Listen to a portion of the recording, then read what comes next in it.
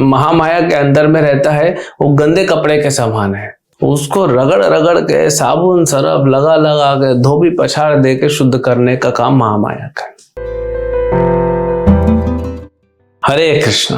भगवद गीता अध्याय 9 श्लोक संख्या 13। महात्मानास्तु मां पार्थ दैवीं प्रकृतिमाश्रितः भजन्यानन मनसो ज्ञात्वा भूतादिमव्ययम्।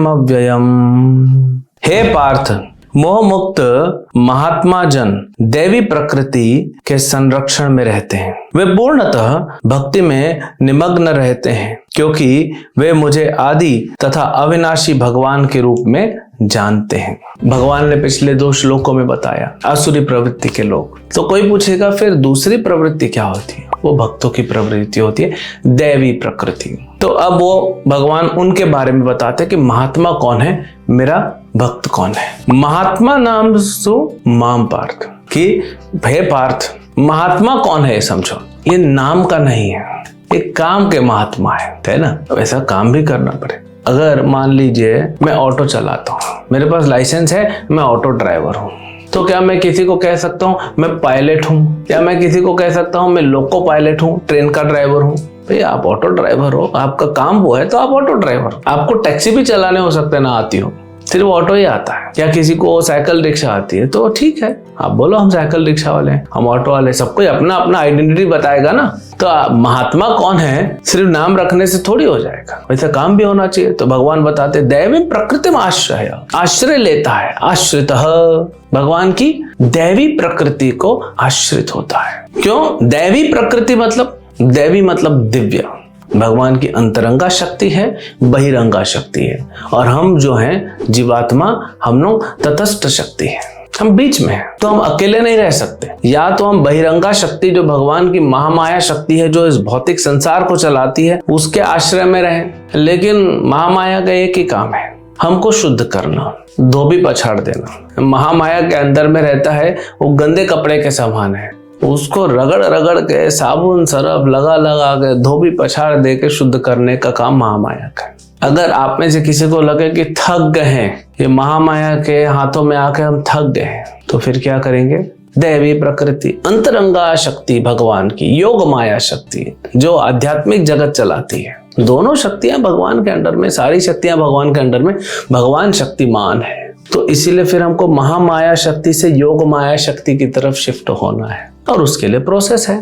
भक्ति बड़ा सरल है, भगवान का नाम जप करो, गीता भागवत पढ़ो, सुनो, दूसरों को सुनाओ, भगवान को भोग लगे, प्रसाद खाओ। घर अगर आपका मंदिर के पास है तो रोज आइए, दर्शन कीजिए, कुछ सेवा कीजिए। दूर है तो कम से कम हफ्ते में 1-2 दिन आइए, मंदिर में कुछ सेवा कीजिए। मंदिर में अगर आके आप झाड़ू भी लगा देंगे ना तो भगवान कितने प्रसन्न हो जाएंगे। घर में तो रोज लगाते हैं, अगर आप घर में ही मंदिर बना दें तो आपको मंदिर में झाड़ू लगाने का फायदा मिल जाएगा, घर में भी सेवा करने से। बहुत सरल है भक्ति करना, और स्वाभाविक है हमारे लिए। तो योग माया शक्ति क्या करेगी? हमको प्रेम देगी, कृष्ण प्रेम, हमारा पालन पोषण होगा। तो यहां से यहां तो दैवी प्रकृति अंतरंगा, दैवी तो ये भी है क्योंकि दिव्य है, लेकिन यहाँ पे देवी प्रकृति मतलब भगवान की अंतरंगा शक्ति को आश्रित होना। कैसे होंगे? भगवान के उपदेश का पालन करके, जो भगवद गीता में दिया।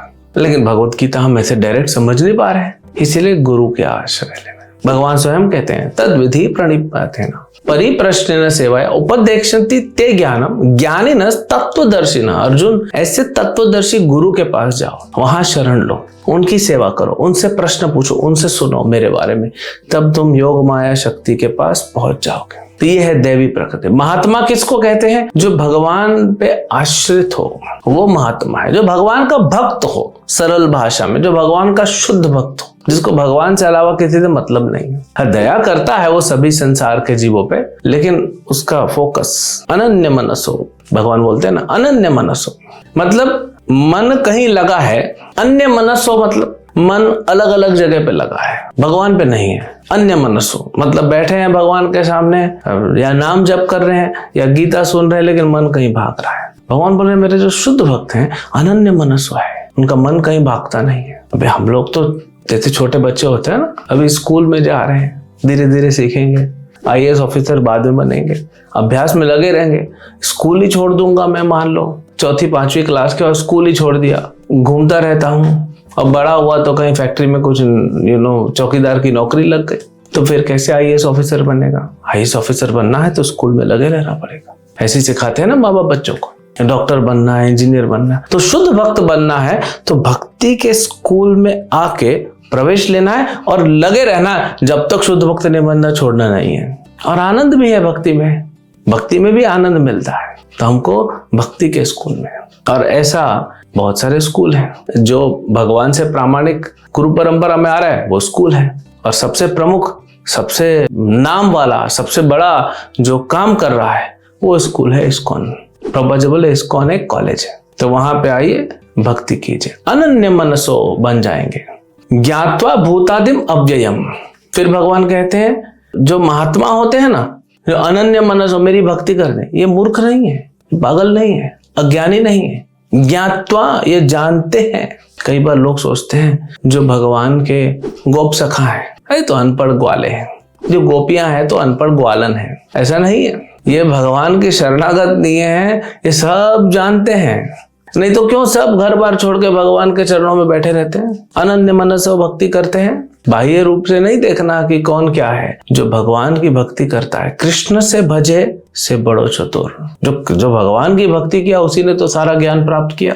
तो भगवान बोलते हैं ये जानते हैं। आप किसी भी भक्त से, शुद्ध भक्त तो है ही, जो साधक भी होगा ना, उससे भी पूछेंगे, वो कृष्ण के बारे में बताएगा, कृष्ण के गुणों के बारे में बताएगा, कृष्ण के अलग अलग नामों के बारे में, नाम की शक्ति के बारे में बताएगा, कृष्ण के रूप के बारे में बताएगा, कैसे विस्तार करते हैं, कृष्ण की लीलाओं के बारे में बताएगा। तो शुद्ध भक्त का क्या कहना। एक साधक जो स्कूल में एडमिशन लिया है वो भी, उसको भी ज्ञान मिल गया है, लेकिन पूर्ण ज्ञान मिलता है, धीरे धीरे आगे बढ़ते पूर्ण ज्ञान मिलता है, तब अनन्य मनसो हम भक्ति कर पाएंगे। और दैवी प्रकृति में आश्रित, भगवान की उस दैवी प्रकृति को आश्रित हो पाएंगे, तब हम बनेंगे महात्मा, तब हम बनेंगे भगवान के भक्त। तब क्या मिलेगा? परम आनंद की प्राप्ति होगी। और भगवान अभी उसको और आगे श्लोकों में उसका वर्णन करेंगे। हरे कृष्ण।